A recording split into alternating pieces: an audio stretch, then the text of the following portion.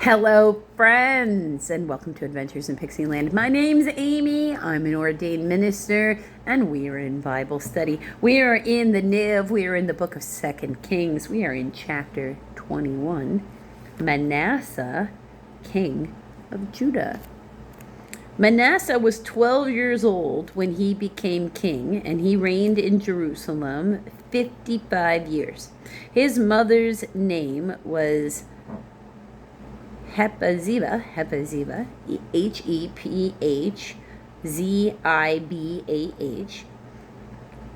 did evil in the eyes of the Lord, following the detestable practices of the nations the Lord had driven out before the Israelites.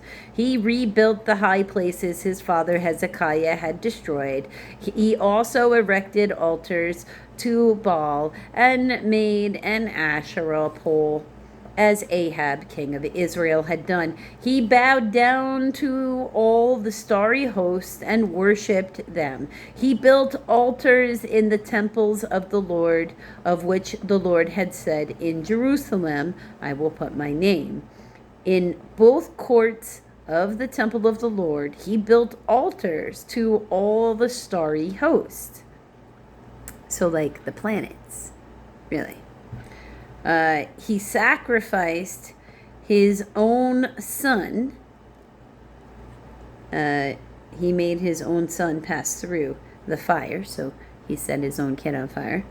That's terrible. Practiced sorcery and divination and consulted mediums and spiritists. He did much evil in the eyes of the Lord, provoking him to anger.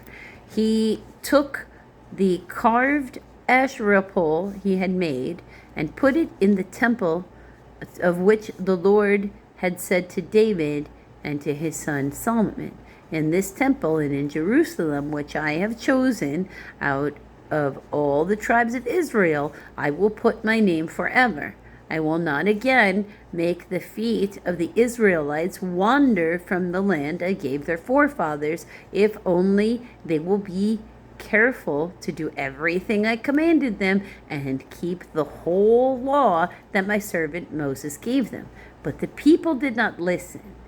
Manasseh led them astray, so they did more evil than the nations the Lord had destroyed before the Israelites. So because they were not doing just what, like basically one dark energy or twisted human, take that, whichever way you think that belongs. And listening to them, they were listening to all of them, all the atrocious things that people could do to other people. The Lord said through his servants, the prophets, "Manasseh, king of Judah, has committed these detestable sins. He has done more evil than the Amorites who preceded him, and has led Judah into sin with his idols. Therefore, this is what the Lord, the God of Israel, says: I am going to bring such disaster on Jerusalem and Judah that the ears of everyone who hears of it will tingle. I will stretch out over Jerusalem the measuring line used against Samaria and the plumb line used against the house of Ahab. I will wipe out Jerusalem as one wipes a dish, wiping it and turning it upside down. I will forsake the remnant of my inheritance and hand them over to their enemies. They will be looted and plundered by all their foes, because they have done evil in my eyes and have provoked me to anger from the day their forefathers came out of Egypt until this day. Moreover, Manasseh also shed so much innocent blood that he filled Jerusalem from end to end, besides the sin that he had caused Judah to commit, so that they did evil in the eyes of the Lord.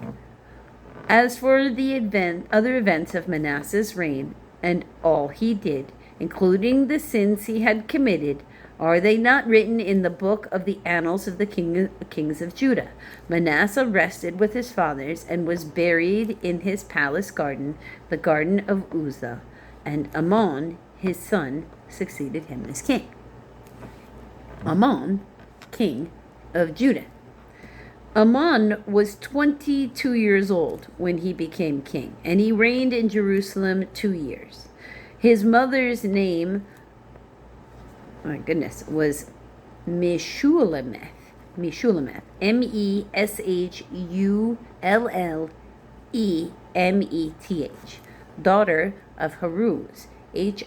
Haruz. She was from Jotbah. Jotbah. He did evil in the eyes of the Lord, as his father Manasseh had done. He walked in all the ways of his father. He worshipped the idols his father had worshipped and bowed down to them. He forsook the Lord, the God of his fathers, and did not walk in the ways of the Lord. Amon's officials conspired against him and assassinated the king in his palace. Then the people of the land killed all who had plotted against King Amon, and they made Josiah, his son, king in his place. As for the other events of Amon's reign and what he did, are they not written in the book of the annals of the kings of Judah? He was buried in his grave in the garden of Uzzah, and Josiah, his son, succeeded him as king. Okay. Now, if you want to find out what happens next in the kingdom, you're going to need to come back for the next video, friends.